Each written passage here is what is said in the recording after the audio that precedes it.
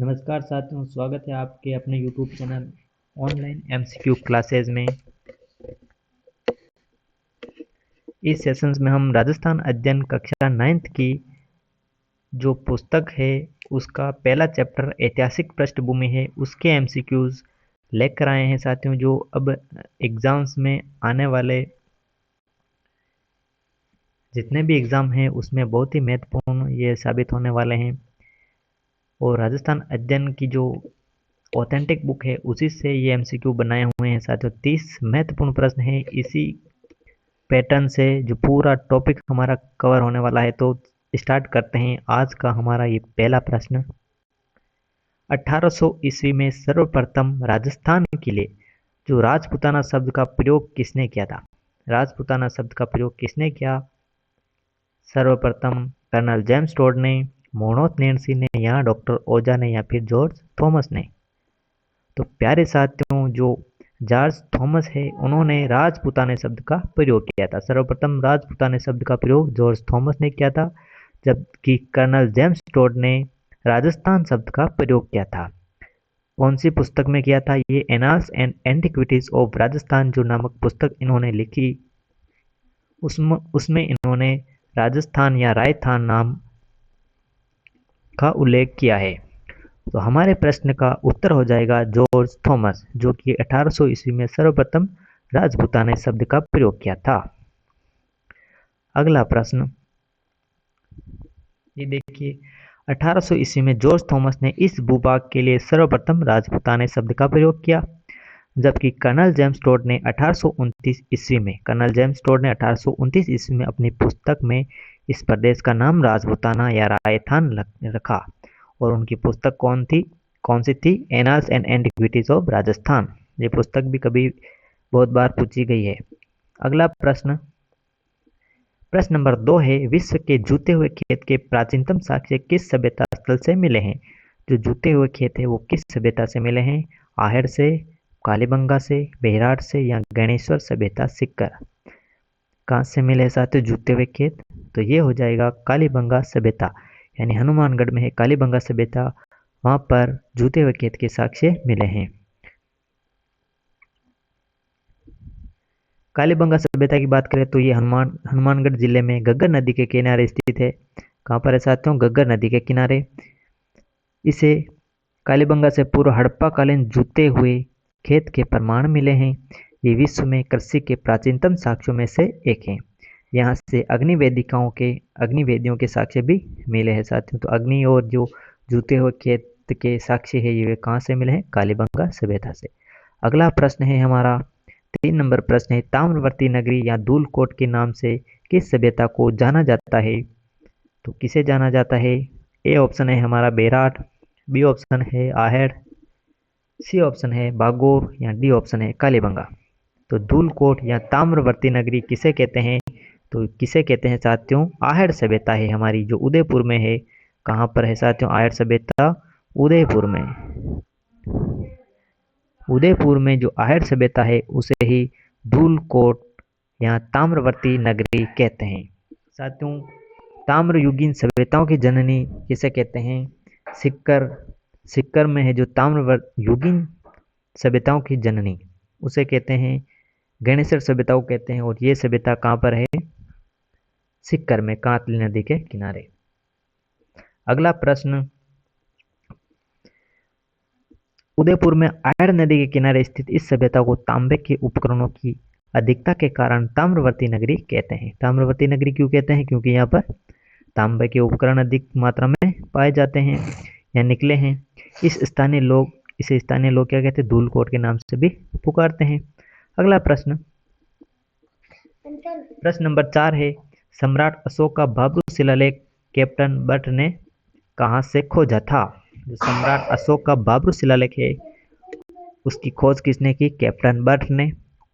और ये कहाँ से खोजा ये बताना है आपको। महादेव डूंगरी से, भीम डूंगरी से, गणेश्वर डूंगरी से, या फिर बिजक डूंगरी से। तो सम्राट अशोक का जो बाबरू शिलालेख है वो बिजक डूंगरी बेराट से खोजा गया है। बी ऑप्शन इसका हमारा बिल्कुल राइट आंसर हो जाएगा। इसका एनालिसिस देख लेते हैं। बेराट बेराट सभ्यता है, वहाँ पर जयपुर में बिजक डूंगरी से कैप्टन बट ने 1837 में अशोक का बाब्रू शिलालेख खोजा। यह स्थल मौर्यकालीन सभ्यता और बौद्ध धर्म का प्रमुख केंद्र रहा है। अगला प्रश्न नंबर 5 है हमारा, मेवाड़ के इतिहास में किसे कालभोज के नाम से जाना जाता है? कालभोज किसे कहते हैं? राणा सांगा को, बप्पा रावल को, राणा हमीर को या राणा कुंभा को? जो कालभोज की उपाधि है साथियों, वो बप्पा रावल को दी गई है। बप्पा रावल को कालभोज के नाम से भी जाना जाता है। बप्पा रावल के बारे में देख लेते हैं। मेवाड़ के गुइल वंश के प्रतापी शासक बप्पा रावल का वास्तविक नाम क्या था? कालभोज था। डॉक्टर ओझा के अनुसार बप्पा उनकी उपाधि थी, और जो बप्पा है वो उनकी क्या है? उपाधि थी। इन्होंने चित्तौड़ को राजधानी बनाया था। अगला प्रश्न नंबर 6 है, चित्तौड़गढ़ में 9 मंजिला विजय स्तंभ का निर्माण किसने करवाया था? जो चित्तौड़गढ़ में विजय स्तंभ है उस पे कितने मंजिल है साथियों? 9 मंजिले हैं। और उसका निर्माण किसने करवाया? राणा सांगा, महाराणा कुंभा, महाराणा प्रताप या फिर बप्पा रावल ने? जो विजय स्तंभ है उसका निर्माण महाराणा कुंभा ने करवाया साथियों।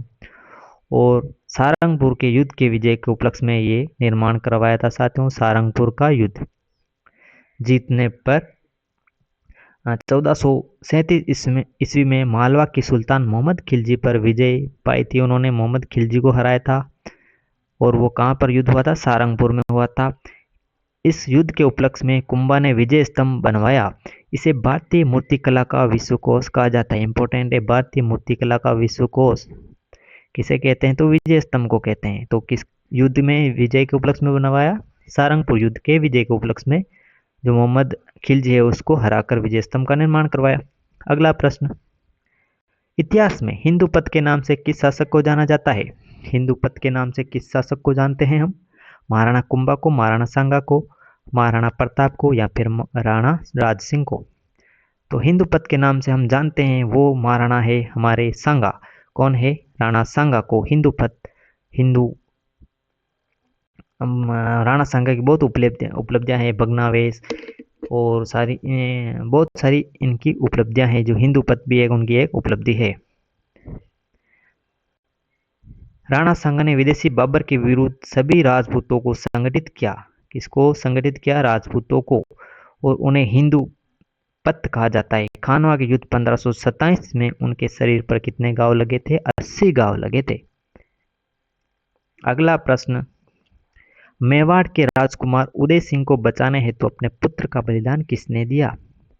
उदय सिंह जी की जान बचाई थी कौन महिला थी वो? रानी पद्मिनी, रानी कर्मावती, रानी हाड़ी या पन्ना दाई? तो किसने बचाई थी साथियों? पन्ना दाई ने। दाई माँ थी उदय सिंह की। उन्होंने अपने बेटे चंदन की जगह उदय सिंह की जगह चंदन को सुलाकर उदय सिंह जी की जान बचाई थी। स्वामी भक्त पन्ना दाई ने अपने पुत्र चंदन को मृत्युशैया पर सुलाकर उदय सिंह की रक्षा की और उन्हें सुरक्षित कुंभलगढ़ पहुंचाया। ये बलिदान इतिहास में आदित है। अगला प्रश्न नंबर 9 है, हल्दीघाटी युद्ध यानी 1576 ईस्वी को हुआ था। इस युद्ध को कर्नल टोड ने क्या नाम दिया था? जो कर्नल जेम्स टोड है उन्होंने हल्दीघाटी युद्ध को क्या कहा था? मेवाड़ का मैराथन, मेवाड़ की थर्मोपली, खमनोर का युद्ध या गोगुंदा का युद्ध? तो कर्नल टोड ने क्या कहा था? मेवाड़ की थर्मोपली कहा था कर्नल जेम्स टोड ने। और जो दिवेर का युद्ध था, दिवेर, उस युद्ध को क्या कहा था? दिवेर के युद्ध को कहा था मेवाड़ का मैराथन। दिवेर के युद्ध को तो कहा था उन्होंने मेवाड़ का मैराथन, और हल्दीघाटी को क्या था? मेवाड़ की थर्मोपली। तो हमारा राइट आंसर हो जाएगा बी, मेवाड़ की थर्मोपली। कर्नल टोड ने हल्दीघाटी युद्ध को मेवाड़ की थर्मोपली कहा, जबकि 1582 में दिवेर का युद्ध कब हुआ था? 1582 ईस्वी में के दिवेर युद्ध को मेवाड़ का मैराथन कहा। अबुल फजल ने इसे खमनोर का युद्ध कहा, और अबुल फजल ने इसको क्या कहा था? खमनोर का युद्ध।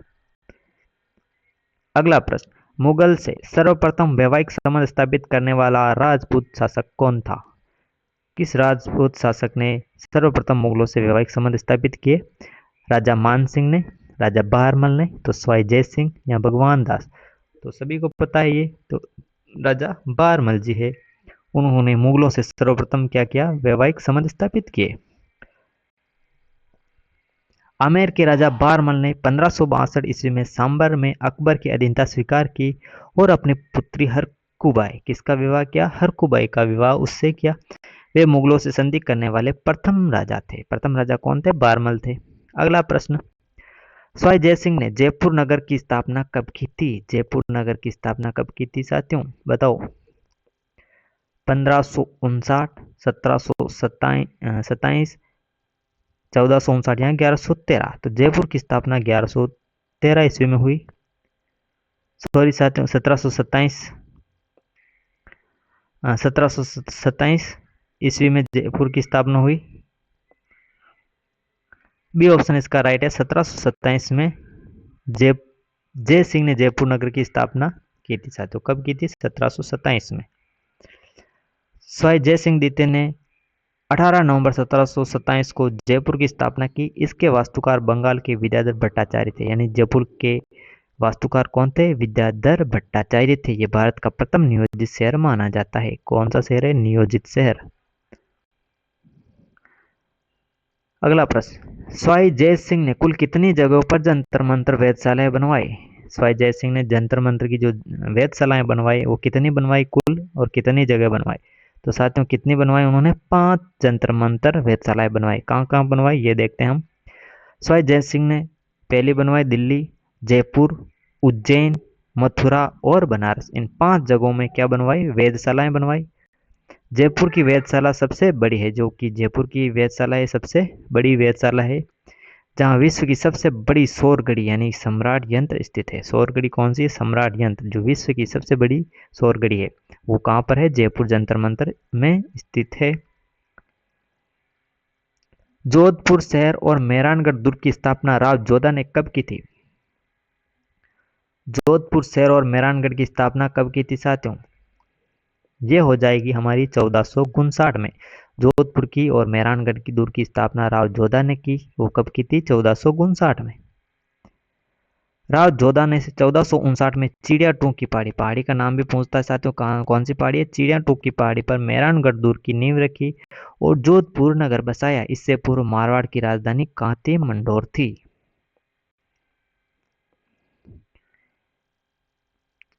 एक मुट्ठी भर बाजरे के लिए मैं हिंदुस्तान की बादशाह खो देता, ये कथन किसका है, तो किसका है साथियों, शेरशाह सूरी का कथन है। बहुत ही फेमस कथन है साथियों। एक मुट्ठी भर बाजरे के लिए, यानी मारवाड़ में जो केवल बाजरा उत्पादित होता है और वहाँ पर ज़्यादा कुछ उत्पादित नहीं होता है, तो उसने जो युद्ध में बाल बाल बच्चे यानी बहुत मुश्किल से जीत हासिल की, तब शेरशाह सूरी ने कहा कि अब एक मुट्ठी भर बाजरे के लिए मैं पूरे हिंदुस्तान की बादशाह खो देता। 1544 में कौन सा युद्ध था, वो गिरी सुमेल युद्ध था। युद्ध में मारवाड़ के राव मालदेव की सेना जेता और कुंभा बहुत ही पराक्रमी सेनापति थे, से कठिन संघर्ष के बाद शेरशाह ने यह कथन कहा था। बहुत कठिन यानी बहुत भयंकर युद्ध हुआ, उसमें फिर शेरशाह सूरी जीतता है और उसमें यह कथन कहा था। अगला प्रश्न, अजमेर नगर की स्थापना अजय राज चौहान ने किस वर्ष की। अजमेर नगर की स्थापना अजय राज चौहान ने 1113 में की थी। चौहान शासक अजय राज ने 1113 ईस्वी में अजमेर बसाया और इसे अपनी राजधानी बनाया। उन्होंने अजय प्रियदम नाम की चांदी के सिक्के भी चलाए।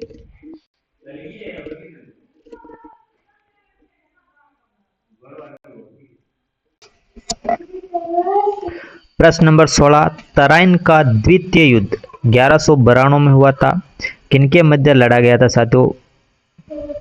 तराइन का प्रथम युद्ध हुआ 1191 में और द्वितीय युद्ध हुआ था 1192 में। 1191 में जो पहला युद्ध हुआ था उसमें कौन जीता और 1192 द्वितीय युद्ध हुआ उसमें कौन जीता साथियों। पहले युद्ध में पृथ्वीराज चौहान जीतता है साथियों, दूसरे युद्ध में मोहम्मद गौरी जीतती है। तो ये किनके मध्य हुआ था, पृथ्वीराज तृतीय और मोहम्मद गौरी के मध्य तराइन का द्वितीय और प्रथम युद्ध हुआ था। अगला प्रश्न, इससे पहले देख लेते हैं 1192 में तराइन के द्वितीय युद्ध में मोहम्मद गौरी की विजय हुई और भारत में मुस्लिम शासन की नींव पड़ी। प्रथम युद्ध 1191 में पृथ्वीराज विजय रहे थे। अगला प्रश्न, किस ग्रंथ को राजस्थान का गजेटियर कहा जाता है? बहुत ही इंपॉर्टेंट प्रश्न है, बहुत ही शानदार प्रश्न है। राजस्थान का गजेटियर किसे कहा जाता है? किस ग्रंथ को? नैनसीरी ख्यात, मारवाड़ प्रगनारी विगत, कानड़ देव प्रबंध, पृथ्वीराज रासो। किसे कहते हैं? मारवाड़ प्रगनारी विगत को राजस्थान का गजेटियर कहा जाता है। किसे कहते हैं? राजस्थान का गजेटियर मारवाड़ प्रगनारी विगत को। अगला प्रश्न, मुनोट नेर्सी द्वारा रचित, जो मुनोट नेर्सी ने ये लिखी थी मारवाड़ प्रगनारी विगत और मुनोट नैनसीरी ख्यात, ये रचना मुनोट नैनसी की है। इस ग्रंथ को राजस्थान का गजेटियर कहा जाता है। इसमें उस समय की जनसंख्या और भौगोलिक स्थिति का विस्तृत विवरण है। अगला चैप्टर प्रश्न नंबर 18 है, विश्नोई संप्रदाय के प्रवर्तक जाम्बोजी ने कुल कितने नियम दिए? जाम्बोजी का कितने नियम है? सभी को पता है कितने नियम है विश्नोई धर्म में? 29 नियम। बिश्नोई शब्द ही इन 29 नियमों से ही बना हुआ है। 20 + 9 यानी बिश्नोई। अगला प्रश्न व्याख्या देख लेते हैं। जाम्बोजी ने 20 + 9 यानी 29 नियम दिए, जिससे इस संप्रदाय का नाम बिश्नोई पड़ा। यानी 20 + 9 होने के कारण इस संप्रदाय का नाम क्या पड़ा? बिश्नोई। 20 + 9 29 नियम होने के कारण इसका नाम बिश्नोई पड़ा। यह संप्रदाय जीवन, दया और पर्यावरण संरक्षण के लिए प्रसिद्ध है। यानी जीव, दया और पर्यावरण संरक्षण के लिए ये क्या है? वचनबद्ध है और प्रसिद्ध है क्षेत्र भर में। अगला प्रश्न नंबर 19, प्रसिद्ध कृष्ण भक्त संत मीराबाई का जन्म किस स्थान पर हुआ? मीराबाई का जन्म कहाँ हुआ? मेरता में, कुड़की, मेरता या पिपासा? तो साथियों, मीराबाई का जन्म कहाँ हुआ? कुड़की पाली में। मीराबाई का जन्म होता है कुड़की में। मीराबाई का जन्म 1498 में कब हुआ? 1498 में। कुड़की गांव है पाली में, जहां उनका जन्म हुआ और उनका विवाह महाराणा सांगा के ज्येष्ठ पुत्र बोधराज से हुआ। किससे हुआ? बोधराज से। सांगा के पुत्र थे ज्येष्ठ, उनसे उनका विवाह हुआ। प्रश्न नंबर 20 है, दादूपंथ की प्रधान पीठ नारायणा किस जिले में? जो दादूपंथ की प्रधान पीठ है वो कहाँ है? नारायणा। और नारायणा कहाँ है? ये कहाँ है? अजमेर में है, जयपुर में, सीकर में या नागौर में? तो नारायणा है जो ये कहाँ है? जयपुर में है, दादू पंथ की प्रधान पीठ। संत दादू दयाल ने निर्गुण भक्ति का संदेश दिया। कौन सी भक्ति? निर्गुण भक्ति का। उनकी प्रधान पीठ है जो नारायणा है, वहां जयपुर में। उन्होंने अपने उपदेश कौन सी भाषा में दिए थे? ढूंढाड़ी भाषा में दिए थे। अगला प्रश्न, प्रश्न नंबर 21 है, जालौर में चौहान वंश के संस्थापक कौन थे? तो जालौर में चौहान वंश है, उनके संस्थापक कौन है? कानड़ देव, कीर्तिपाल, सातल देव या बीरम देव? तो जालौर के चौहान वंश के संस्थापक की बात करें तो वो हो जाएगा कीर्तिपाल। बी ऑप्शन हमारा लॉक कर दिया जाए। 1181 में कीर्तिपाल चौहान ने जालौर के सोनगरा चौहान वंश की स्थापना की। कौन से चौहान? सोनगरा चौहान वंश की स्थापना की। नैन्सी ने इन्हें कित्तू एक महान राजा कहा है। कित्तू एक महान राजा उन्होंने मोनोत नैन्सी ने कहा है। प्रश्न नंबर 22, रणथंभौर का प्रथम शाखा जो 1301 में हुआ, इसके आक्रमण के समय हुआ साथियों? मोहम्मद गौरी, अलाउद्दीन खिलजी, कुतुबुद्दीन ऐबक या अकबर? तो अलाउद्दीन खिलजी के समय हुआ। 1301 में खिलजी ने आक्रमण किया। हमीर देव ने वीरगति को प्राप्त हुए और रानी रंगा देवी ने जल जौहर किया था। यह राजस्थान का प्रथम शाखा माना जाता है। प्रथम शाखा है 1301 में रणथंभौर का शाखा है जो अलाउद्दीन खिलजी आक्रमण करते हैं। उस समय हमीर देव चौहान है जो वहाँ के राजा थे, उन्होंने वीरगति को केसरिया किया या वीरगति को प्राप्त हुई और उनकी रानी ने रंगा देवी ने जल जौहर किया था। हमीर देव ने जो शरण दी थी, जो अलाउद्दीन खिलजी का दुश्मन था, उसको इस कारण से उन्होंने अलाउद्दीन खिलजी ने इन पर आक्रमण किया था। बीकानेर के किस शासक को कलयुग का कर्ण कहा जाता है? कलयुग का कर्ण किसे कहते हैं? रावलोन कर्ण को कलयुग का कर्ण कहते हैं। बिट्ठू सुजा ने अपने ग्रंथ राव जयसिरो छंद में रावलोन कर्ण को कलयुग का कर्ण कहा है। किसको कहा है? कलयुग का कर्ण रावलोन कर्ण को। और किस छंद में? राव जयसिरो छंद। बिट्ठू सुजा ने लिखा कौन सा ग्रंथ? राव जयसिंह छंद, ये इंपॉर्टेंट है साथियों। बिट्टू सुजा ने राव जयसिंह छंद लिखा, उसमें राव लूणकरण को कल्लू का कर्ण कहा है, जबकि महाराजा राय सिंह को इंपॉर्टेंट है, और राय सिंह को किसका कहा, राजपुताने का कर्ण। जो राय सिंह जी थे उनको राजपुताने का कर्ण कहा जाता है। प्रश्न नंबर 24, कर्नल जेम्स टोड ने किसे राठौड़ों का यूलिसेस कहा है। इंपॉर्टेंट प्रश्न है, राठौड़ों का यूलिसेस किसे कहा जाता है। राव मालदेव, राव जोधा, महाराजा जसवंत सिंह, दुर्गादास राठौड़। तो दुर्गादास राठौड़ को राठौड़ों का यूलिसेस कहा जाता है साथियों। बी ऑप्शन इसका बिल्कुल राइट हो जाएगा। दुर्गादास राठौड़ ने औरंगजेब के विरुद्ध 30 वर्ष तक संघर्ष किया। कितने वर्ष तक, 30 वर्ष तक संघर्ष कर अजीत सिंह को मारवाड़ का राजा बनाया था। 30 साल तक औरंगजेब के विरुद्ध संघर्ष किया और अजीत सिंह को मारवाड़ का राजा बनाया। उनकी वीरता हेतु टोड ने उन्हें यह संज्ञा दी। दुर्गादास राठौड़ को किसकी संज्ञा दी, राठौड़ों का यूलिसेस कर्नल जेम्स टोड ने दी। अगला प्रश्न नंबर 25 है, अजमेर में 2.5 दिन का झोपड़ा पूर्व में क्या था। जो 2.5 दिन का झोपड़ा है अजमेर में वो क्या था, बौद्ध मठ, संस्कृत पाठशाला, जैन मंदिर या महल था। तो ये है एक संस्कृत पाठशाला, जिन्होंने संस्कृत पाठशाला थी 2.5 दिन की झोपड़े की जगह। विग्रहराज चतुर्थ ने इसका निर्माण करवाया था, लेकिन इसको तोड़कर संस्कृत पाठशाला किसने बनवाई साथियों, विग्रहराज चतुर्थ ने अजमेर में एक संस्कृत पाठशाला बनवाई थी, जिसे कुतुबुद्दीन ऐबक ने तोड़कर 2.5 दिन का झोपड़ा बनवाया। कुतुबुद्दीन ऐबक ने बनवाया 2.5 दिन का झोपड़ा। इंपॉर्टेंट है। अगला प्रश्न, हरी केली नाटक के रचयिता कौन है। बहुत अच्छा, हरी केली नाटक के रचयिता कौन है, पृथ्वीराज तृतीय, विग्रहराज चतुर्थ, अजय राज, हमीर देव। तो हरी केली नाटक के रचयिता की बात करें तो वो हो जाएगा विग्रहराज चतुर्थ। हरी केली नाटक के रचयिता है विग्रहराज चतुर्थ। उनका एक नाम है बिसल देव, एक महान विद्वान थे जिन्हें कवि बांधव कहा जाता है। क्या कहा जाता है, कवि बांधव। इंपॉर्टेंट है, कवि बांधव भी विग्रहराज चतुर्थ को कहते हैं। उन्होंने संस्कृत में हरी केली नाटक की रचना की थी। किसकी रचना की थी, हरी केली नाटक की। प्रश्न नंबर 27 है, चित्तौड़गढ़ का दूसरा साका यानी 1534 और 1535 में किसके आक्रमण के समय हुआ था। चित्तौड़गढ़ में कितने साके हुए थे, 3 साके हुए थे। पहला 1303,